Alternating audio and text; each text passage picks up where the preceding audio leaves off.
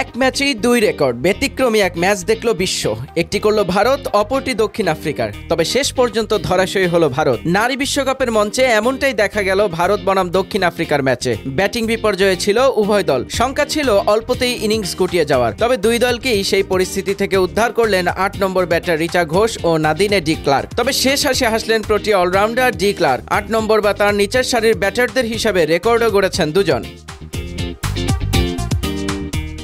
বিশাখাপত্তনমে আগে ব্যাট করতে নেমে ভারত মাত্র ১০২ রানেই ৬ উইকেট হারিয়ে বসে। শেষ পর্যন্ত রিচা ঘোষের ৯৪ রানে ভর করে স্বাগতিকরা ২৫১ রানের চ্যালেঞ্জিং পুঁজি দাঁড় করায়। সেই লক্ষ্য তারায় বিপর্যয়ে পড়ে আফ্রিকান মেয়েরাও। তারা ৫ উইকেট হারায় ৮১ রানে। অধিনায়ক লরা উলভার্টের হাফ সেঞ্চুরির পর অপরাজিত ৮৪ রানের ইনিংস খেলে নাদিনে ডি ক্লার্ক তাদের গন্তব্যে পৌঁছে দিয়েছেন। ৭ বল ও ৩ উইকেট হাতে রেখেই জিতে যায় প্রোটিয়ারা।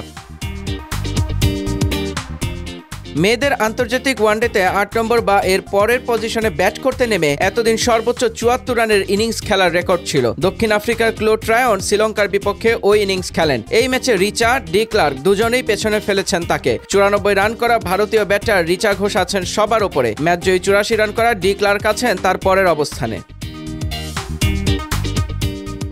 প্রথম ইনিংসে রিচার ৯৪ রান ছাড়াও প্রতিকা রাওয়াল ৩৭, স্নেহ রানা ৩৩ রানের ইনিংস খেলেন। প্রোটিয়াদের পক্ষে সর্বোচ্চ ৩ উইকেট শিকার করেন ক্লো ট্রায়ন। জবাবে শুরুতেই বিপত্তিতে পড়ে দক্ষিণ আফ্রিকা। তবে অধিনায়ক লরার ৭০, ট্রায়নের ৪৯ ও ডি ক্লার্কের রেকর্ড ৮৪ রানের ইনিংসে ভর করে লক্ষ্য অর্জন করে ফেলে প্রোটিয়ারা।